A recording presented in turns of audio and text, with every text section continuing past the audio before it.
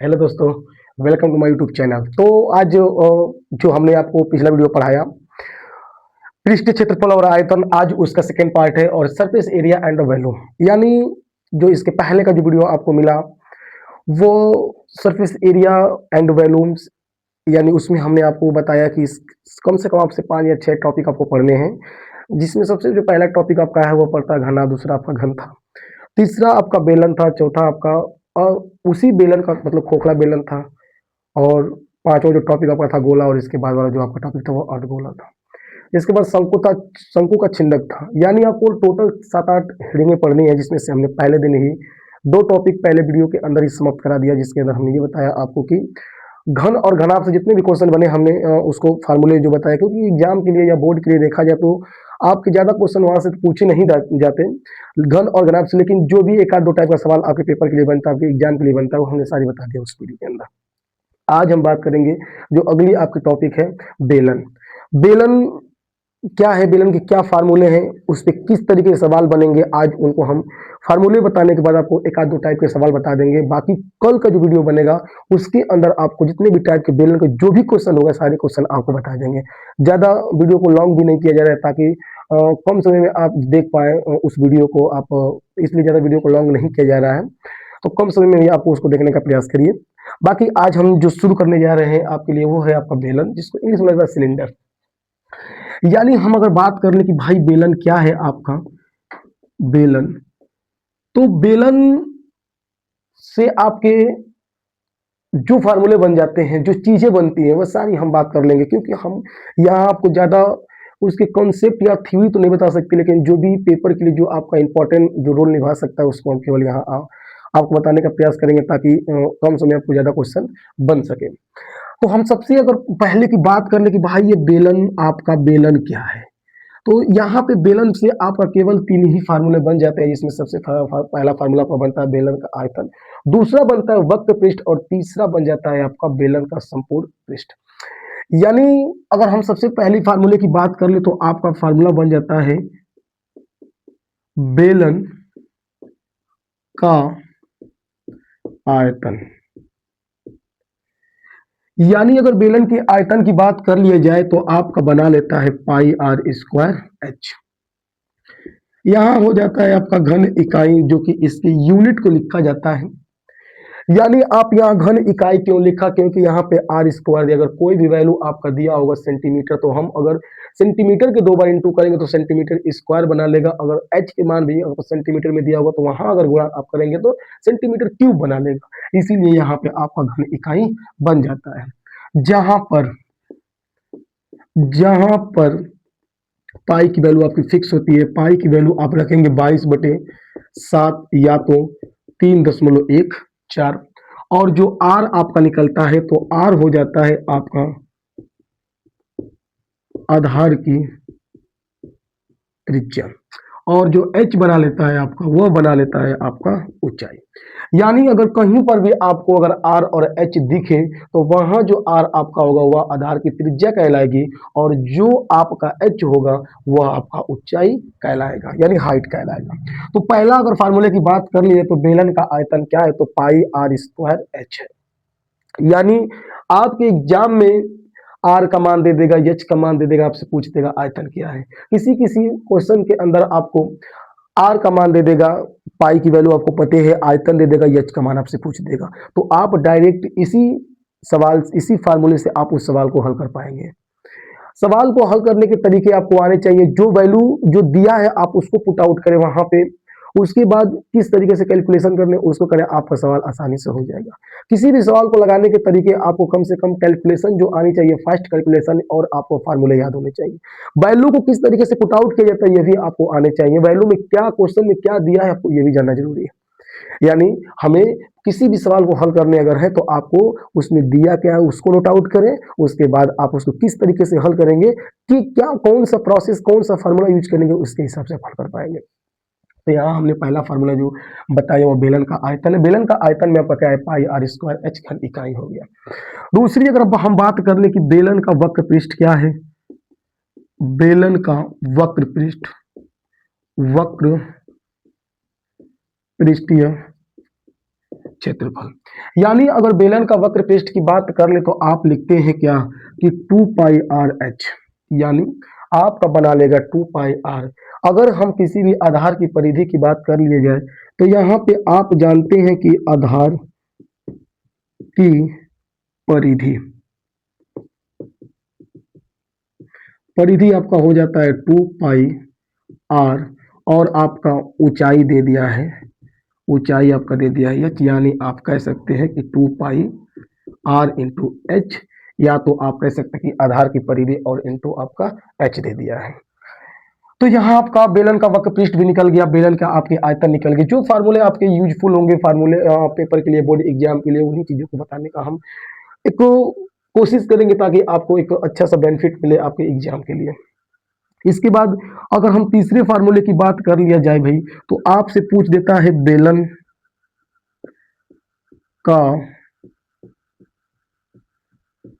संपूर्ण पृष्ठीय क्षेत्रफल।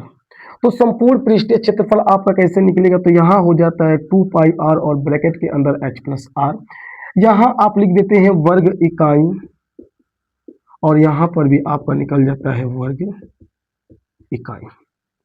यानी हम बड़े आसान तरीके से इन चीजों को समझने का प्रयास करते हैं। भाई अगर आपको कोई दिक्कत लग रहा हो कि नहीं यहाँ पे हमारा वर्ग इकाई किस तरीके से आया, हमारा घन इकाई किस तरीके से आया, तो अभी हमने आपको बताया था कि जब भी आपकी अगर आर की वैल्यू और एच की वैल्यू दिया होगा, वहां पे अगर आर की वैल्यू आपको सेंटीमीटर के अंदर दिया होगा, तो आप 2 बार मल्टीप्लाई जब कराएंगे आर की वैल्यू, तो वह आपकी निकल जाती है क्या, आर स्क्वायर, यानी सेंटीमीटर स्क्वायर बना लेगा। और एक बार फिर एच का मान अगर आपका सेंटीमीटर में दिया होगा तो वहां सेंटीमीटर करेंगे तो आपका सेंटीमीटर क्यूब बना लेता है। इसलिए यहाँ पे हम इसकी जो यूनिट लिखते हैं, जो इकाई लिखा जाता है, वो घन इकाई बन जाता है आपका। दूसरी बात अगर हम कर ले कि भाई यहाँ पे आपने वर्ग इकाई क्यों लगाया, तो वर्ग इकाई लगाने का भी आपका एक वजह, एक कारण है। यानी आप कह सकते हैं कि आर केवल सिंगल में है, एच केवल सिंगल में, तो आप अगर दोनों का मल्टीप्लाई कराएंगे तो आपका सेंटीमीटर स्क्वायर बनाएगा, यानी हम लिख सकते हैं वर्ग इकाई, क्योंकि वर्ग के अंदर केवल 2 का ही पावर बनता है। तीसरी बात हम कर ले कि बेलन का संपूर्ण पृष्ठीय क्षेत्रफल क्या होगा, टोटल सरफेस एरिया आपका क्या निकलेगा, तो भाई वहां पे आपका बना लेता है 2 पाई आर, ब्रैकेट के अंदर एच प्लस आर, जहां पे आर आपकी आधार की त्रिज्या होती है और एच आपका आपकी ऊंचाई होता है, हाइट होता है। तो यह आपके फार्मूले थे जो कि एक बेलन से ही, इन्हीं फार्मूले पे बेसिस पे आपके सवाल बनते हैं। देखिए बेलन के अंदर तो बहुत सारे क्वेश्चन आपके बन जाते हैं। कह देगा कि एक आपका एक बेलन दिया है, उसके ऊपर एक अर्धगोला दे दिया है, एक आपका बेलन दे दिया, उसके ऊपर शंकु दे दिया, तो बताइए किस तरीके से निकालेंगे। तो वहाँ जिस हिसाब से सवाल आएगा उसको हम एक आसान तरीके से, आसान भाषा के जरिए आपको हम बताने का प्रयास करेंगे ताकि आपको बेहतर समझ में आए। अगर वीडियो आपको अच्छा लगे तो लाइक सब्सक्राइब जरूर करें, शेयर जरूर करें, ताकि हम और मोटिवेट हो और आपको अच्छे तरीके से क्वेश्चन को एक शॉर्ट रूप में बताने का प्रयास करें। तो अगर आप इसका स्क्रीनशॉट लेना चाहें तो ले सकते हैं। तो आपके सामने हमने एक क्वेश्चन लिया है, और जो एग्जाम्पल है आपके बेलन के बेसिस पे, ये बेलन के फार्मूले पे ही है, जो कि आपको ये सवाल एक हम सिंपल वे में, एक इजी वे में बताने का प्रयास करेंगे, ताकि आपको इस सवाल के माध्यम से आप कोई भी क्वेश्चन आपको दिख जाए, कोई भी क्वेश्चन आपको आए, तो वहां आप उस क्वेश्चन को आसानी से हल कर पाए। तो इस सवाल को आप बड़े ध्यान तरीके से, बड़ी एक मन को केंद्रित करके देखेंगे तो आपको सवाल बहुत जल्दी ही समझ में आपको आ जाएगा। सिंपल सा हमने क्वेश्चन लिया है, बहुत ही सिंपल आपका क्वेश्चन है। बोल के रहा है सवाल के अंदर कि एक बेलन के आधार की त्रिज्या 14 सेंटीमीटर है। यानी हम कह सकते हैं कि एक आपके पास सिलेंडर है, एक आपके पास बेलन है, आधार की त्रिज्या आपका दे रखा है 14 सेंटीमीटर। यानी हम जब भी सवाल को हल करेंगे तो उस सवाल के अंदर दिया क्या है उसको नोट आउट करने का प्रयास करेंगे। तो यहाँ आपकी आधार की त्रिज्या, यानी हम कह सकते हैं कि आधार की त्रिज्या यानी स्मॉल आर आपका दे दिया है 14 सेंटीमीटर। इसके बाद आगे क्वेश्चन को बढ़ाया जाए, तथा ऊंचाई 20 सेंटीमीटर है। ऊंचाई आपको दे दिया है, यानी एच दे दिया है आपको 20 सेंटीमीटर। उस बेलन का आयतन क्या होगा, हम जानते हैं, लिखेंगे हम जानते हैं कि क्या बेलन की आयतन pi r square h, pi r square h घन इकाई। तो यहाँ आप जानते हैं कि जो पाई की वैल्यू हो जाएगा वह आपका 22/7 हो जाएगा। आर आपका 14 दिया है, डबल बार आप 14 कर देंगे इसके बाद h का मान आपका 20 दे दिया, इसको नोट कर लेंगे। और आप यहाँ देखें तो सेंटीमीटर, यहाँ सेंटीमीटर, हम डायरेक्ट लिख सकते हैं सेंटीमीटर क्यूब।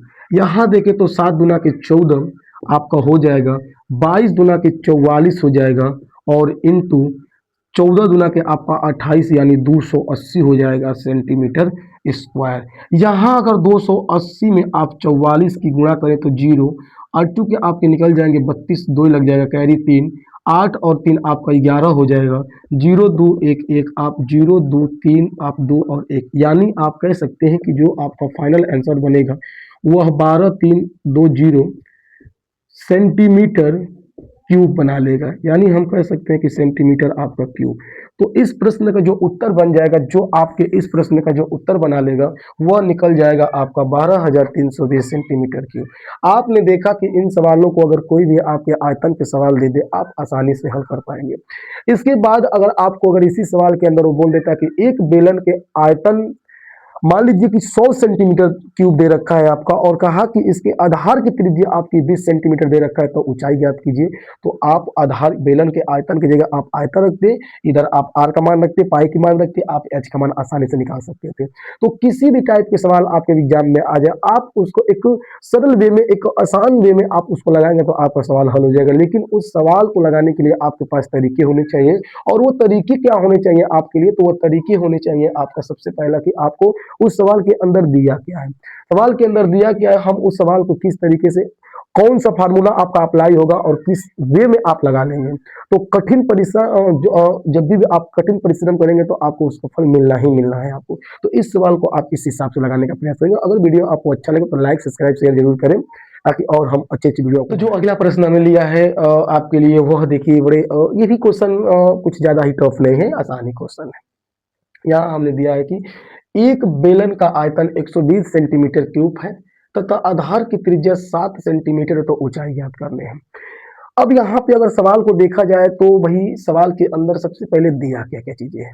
आप कभी भी किसी भी चैप्टर के सवाल आप हल करें, चाहे आप एक बोर्ड एग्जाम में ही बैठे हैं, जब आप बोर्ड एग्जाम में बैठे और वहां पर भी आपको पेपर में सवाल आ जाए, तो आप वहां अपने मन को शांत, अपने दिमाग या ब्रेन को शांत रखें और उस सवाल पे कुछ वक्त दें, कुछ समय दें, ताकि आप उस सवाल को अच्छी तरीके से एनालिसिस कर पाए।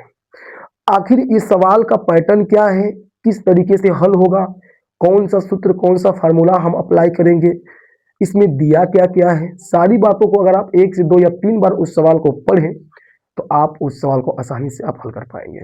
इसीलिए आपका जो बोर्ड का पेपर कंडक्ट जो कराते हैं, वहां पे आपको लिखा रहता है 3 घंटे 15 मिनट का समय दिया जाता है, जिसके अंदर आपको केवल 15 मिनट उस पेपर को पढ़ने के लिए दिया जाता है।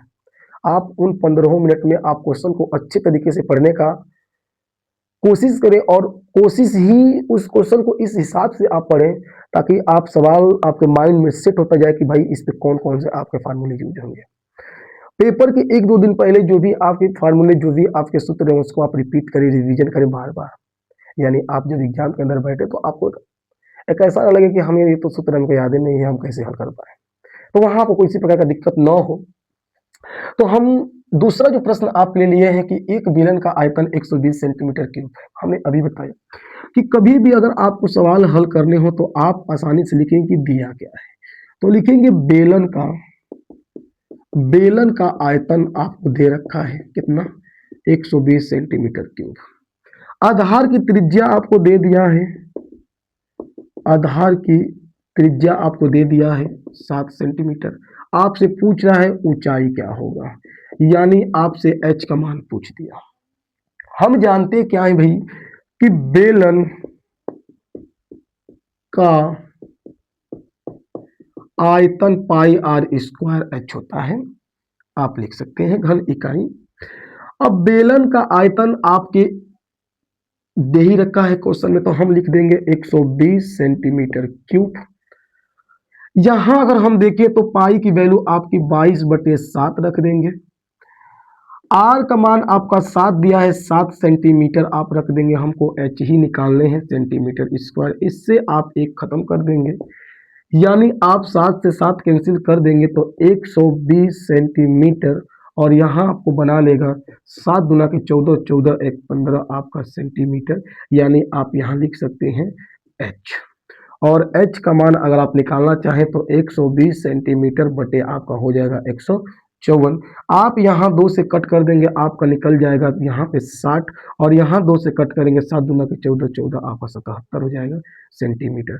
यानी जो आपका h का मान निकल जाएगा वह आपका निकल जाएगा 60 बटे 77। अगर आप डेसिमल में लाना चाहें तो आप इसको आसानी से डेसिमल के अंदर भी इस प्रश्न को आप बना सकते हैं। भाग करेंगे तो आपका डेसिमल 0 पॉइंट में कुछ वैल्यू आपको निकल के आ जाएगी, तो आप वहीं तक छोड़ देंगे तो आपका वहीं तक भी आंसर करेक्ट माना जाएगा। अगर मान लीजिए कि आपको यहाँ पाई की वैल्यू पुट करके नहीं हल करने हो तो आप पाई का पाई, जीव का जीव तोड़ दें, और यहाँ आप 7 का स्क्वायर 49, तो 120 बटे आप 49 पाई लगा सकते हैं, वो भी आपका आंसर सही माना जाएगा।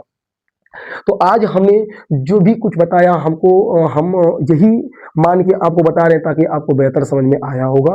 अगर उसके बावजूद भी कोई आपको दिक्कत लगे कि नहीं हमें तो ये क्वेश्चन या ये फार्मूले समझ में नहीं आए, तो आप कमेंट करेंगे तो हम उस कमेंट का जवाब आपको जरूर देंगे। तो आज रखते हैं केवल इतना ही, मिलेंगे कल एक नए वीडियो के साथ, आप एक बेलन के नए क्वेश्चनों के साथ, ताकि आपके बोर्ड के एग्जाम में डायरेक्ट वो क्वेश्चन बने। तो आज के लिए रखते हैं इतना ही, धन्यवाद।